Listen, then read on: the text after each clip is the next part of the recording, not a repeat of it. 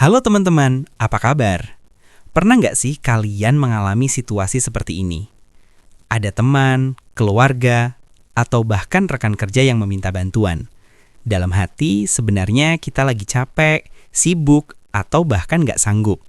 Tapi entah kenapa, mulut kita tetap berkata iya. Setelah itu kita malah menyesal, merasa terbebani, bahkan jadi stres. Nah, fenomena ini ternyata bukan dialami oleh 1-2 orang saja. Banyak sekali orang yang merasa sulit untuk berkata tidak. Seakan-akan kata itu terlalu berat untuk diucapkan, padahal hanya 3 huruf. Kenapa ya bisa begitu? Salah satu alasan yang paling kuat adalah rasa nggak enakan. Dalam budaya kita, terutama di Indonesia, kita diajarkan untuk selalu menjaga perasaan orang lain, menghormati, dan tidak menyinggung. Akhirnya, demi menjaga hubungan baik, kita rela mengorbankan kenyamanan diri sendiri. Selain faktor budaya, ada juga faktor psikologis yang disebut sebagai people pleaser. People pleaser adalah orang yang punya kecenderungan untuk selalu menyenangkan orang lain, bahkan kalau itu harus mengorbankan dirinya sendiri. Biasanya, ini muncul karena ada rasa takut ditolak, rasa takut kehilangan hubungan, atau ingin selalu terlihat baik di mata orang lain. Kalau ditelusuri lebih dalam, seringkali sifat ini terbentuk sejak kecil. Misalnya, ketika kecil kita sering dipuji kalau nurut, atau sering dimarahi kalau menolak. Lama-lama, alam bawah sadar kita belajar bahwa supaya diterima, kita harus selalu bilang iya pada orang lain. Padahal, selalu berkata iya itu punya dampak besar.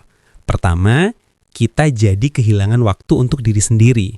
Waktu yang seharusnya bisa kita gunakan untuk istirahat, malah habis untuk hal-hal yang sebenarnya tidak kita mau.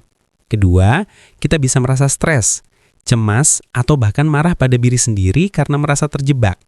Ketiga, kalau kebiasaan ini terus dibiarkan, lama-lama orang lain bisa memanfaatkan kita karena mereka tahu kita nggak bisa berkata tidak. Tapi teman-teman, penting banget untuk kita sadari bahwa berkata tidak itu bukan berarti kita jahat, sombong, atau egois. Justru dengan berkata tidak, kita sedang melindungi diri sendiri, menjaga energi kita, dan belajar menetapkan batasan yang sehat. Caranya gimana biar nggak merasa bersalah? Kuncinya ada di cara menyampaikannya. Menolak bukan berarti harus kasar. Kita bisa menolak dengan bahasa yang lembut tapi tegas. Misalnya, maaf, aku nggak bisa sekarang, mungkin lain kali ya. Aku pengen bantu, tapi aku lagi nggak ada waktu. Aku nggak bisa ikut hari ini, semoga acaranya lancar. Dengan kalimat-kalimat seperti ini, kita tetap menghargai orang lain, tapi juga tidak mengorbankan diri sendiri. Selain itu, penting juga untuk belajar mengenali prioritas. Kalau sesuatu memang penting buat orang lain, tapi bikin kita hancur, coba pikirkan lagi, apakah kita harus menanggung semuanya? Ingat, kita nggak bisa menyenangkan semua orang. Dan yang terakhir, belajar self-love. Kadang kita terlalu fokus membuat orang lain bahagia, sampai lupa kalau kita sendiri juga butuh bahagia. Dengan mencintai diri sendiri, kita jadi lebih berani menetapkan batas dan lebih bisa bilang tidak ketika memang tidak sanggup. Jadi teman-teman, mulai sekarang coba tanyakan ke diri sendiri, apakah saya melakukan ini karena benar-benar mau atau hanya karena nggak enakan? Kalau jawabannya karena nggak enakan, mungkin saatnya belajar berkata tidak. Karena pada akhirnya yang paling bertanggung jawab atas hidup kita, ia diri kita sendiri.